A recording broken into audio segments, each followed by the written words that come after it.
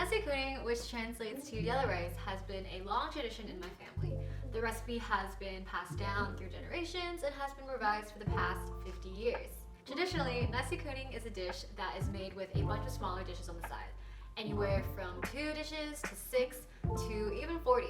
It all depends on the people consuming it and the person making it. The name nasi kuning comes from the center dish of a tower of yellow rice. I had my mom send over the recipe, our family recipe, but instead of trying to cook 6 full pages of dishes, I'm just gonna pull out some of my favorites to make my own mini rendition of nasi kuning in my tiny dorm. And in doing so, I'll talk about the rich culture and history that this dish holds, and how it came to be in Indonesia, and I hope you guys enjoy. Let's get started. So I took a trip to my local Asian supermarket, Super 88, and I picked up some ingredients that we're gonna need for our dish.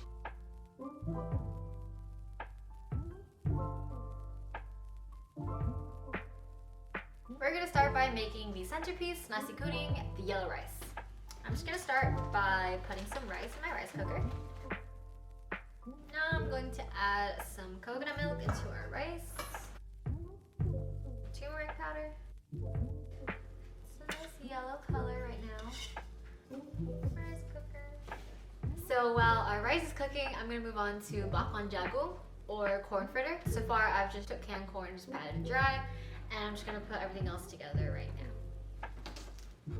During the Dutch colonialism, nasi kuning was actually called rishtafel, which in Dutch translates to rice table. And the dish was served by 40 Indonesian servers who would pass out 40 different dishes to the Dutch families that would dine with this meal. And it was a symbol of wealth and hierarchy because it was such an elaborate meal to have with so many different small components to it.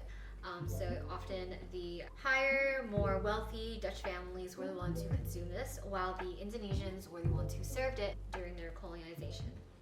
Nasi kuning has become a popular traditional dish partly because of its communal cooking practices, which require multiple people in the kitchen to help cook.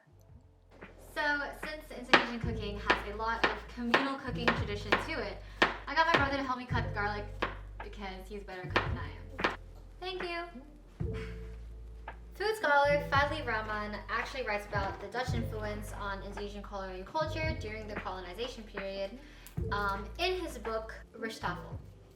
Rishtafel was one of the first dishes that utilized rice in regional Indonesian dishes while being presented in a Western style to a Western audience. It was a time when the Dutch had control over how Indonesian culinary was portrayed, though that has changed much since then.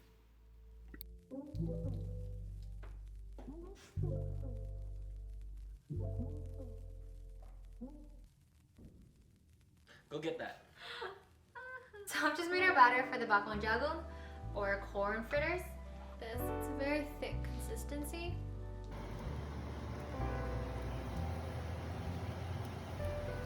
So I'm just gonna start cutting my beef into small little cubes, letting it simmer, and then I'm gonna start making that beef rundown for the main meat portion of our dish.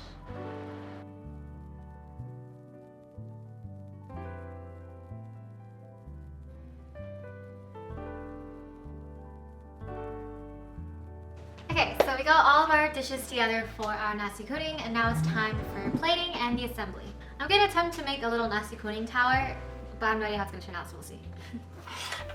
So plating is actually very important to nasi kuning because traditionally in the Dutch's version of rishtafel, they used to have, as I said before, they would have 40 servers come and serve the food.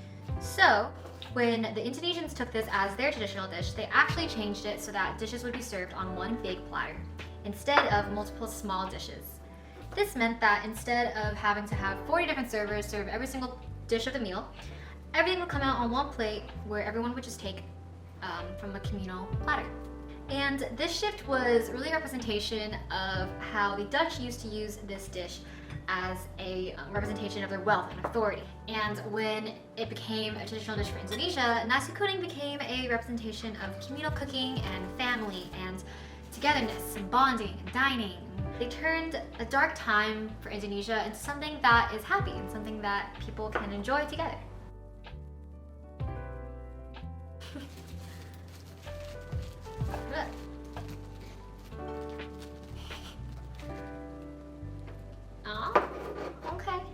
work. Not bad, not bad, yeah. Now for the second layer. Ooh! Look at that tower. Look at that layering. Oh, that beauty. Now we're gonna add all the little side dishes. So first we have our main dish, the beef rendang. Okay. After the beef rendang, we're gonna add our bakwan jagung, so our corn fritters.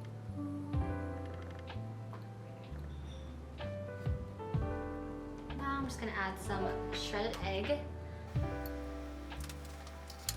I'm just gonna put some scallions and hot rice. So there you have my small dorm rendition of nasi kuning. Ta-da!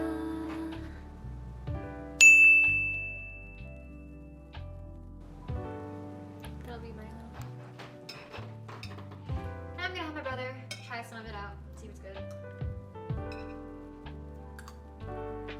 What do you think?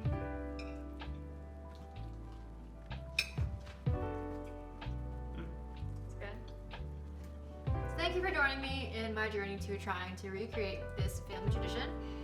As you can tell, I'm not the best cook, but it's pretty fun to make, and I got some really great bonding time with my brother. So I hope you learn a little bit more about Dutch colonialism and their impacts and influence on Indonesian cuisine and how that has influenced Indonesia to be their own selves and create their own ways of cooking, their own ways of eating, bonding, and dining. Thank you!